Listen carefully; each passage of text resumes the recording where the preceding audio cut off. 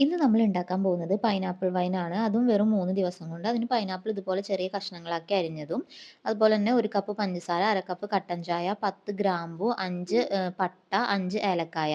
പിന്നെ എന്നിട്ട് ഒരു 750 mlന്റെ ബോട്ടിൽ, ഒരു 3 ബോട്ടിൽ വെള്ളം കൂടിയും ചേർത്ത് നന്നായി മിക്സ് ചെയ്തിട്ട് ഗ്യാസിൽ വെച്ചിട്ട് ഒരു 3 വിസിലടിക്കുന്നവരെ വേവിക്കുക. പിന്നെ ആ വിസിലെല്ലാം പോയി ഇത് ചൂടാറിയതിന് ശേഷം ഒരു ഭരണിയിലോട്ട് മാറ്റണം. ഈ മാറ്റുന്ന സമയത്ത് ഭരണിയിൽ വെള്ളമോ അതുപോലെ തന്നെ നമ്മൾ ഇളക്കുന്ന കയിലിലോ ഒന്നിലും വെള്ളം പാടില്ല. എന്നിട്ട് നമ്മളിത് ഭരണിയിലോട്ട് മാറ്റിയതിന് ശേഷം 1 ടീസ്പൂൺ ഈസ്റ്റും കൂടിയും ചേർത്തിട്ട് നന്നായിട്ട് മിക്സ് ചെയ്ത് ഒരു ക്ലിൻ റാപ്പ് വെച്ച് നന്നായിട്ട് ഇതാക്കി, ഇല്ലെങ്കിൽ തുണി വെച്ചായാലും കെട്ടാം. എന്നിട്ട് നന്നായി മൂടി വെക്കുക. ഇനി നമ്മൾ എന്നും ആ സമയത്ത് തന്നെ ഏത് സമയത്താണോ ഇളക്കുന്നത് അതേ സമയത്ത് തന്നെ എന്നും ഇളക്കണം. തുറന്നിട്ട് നമ്മൾ ഒരു കയ്യിൽ വെച്ച് ഇങ്ങനെ നന്നായിട്ട് ഇളക്കുക. എന്നിട്ട് വീണ്ടും ക്ലിൻ റാപ്പ് വെച്ചിട്ട് മൂടിയിട്ട് വെക്കുക. ഇങ്ങനെ നമ്മൾ 3 ദിവസം ചെയ്തതിന് ശേഷം 3ാമത്തെ ദിവസം നമ്മളിത് അരിക്കുക. ഈ അരിക്കുന്ന ഒന്നിലും വെള്ളം പാടില്ല. നന്നായിട്ട് ഉണങ്ങിയ പാത്രങ്ങൾ വേണം യൂസ് ചെയ്യാന്. എന്നിട്ട് ഇത് അരിച്ചിട്ട് നമ്മളെന്ത് ചെയ്യുക, അരിച്ചതിന് ശേഷം നമ്മളിത് വീണ്ടും ഭരണിയിലാക്കിയിട്ട് ഒരു 12 അവേഴ്സ് വെക്കുക. അപ്പോൾ അതിൻ്റെ ആ മട്ടൊക്കെ താഴെ വരും.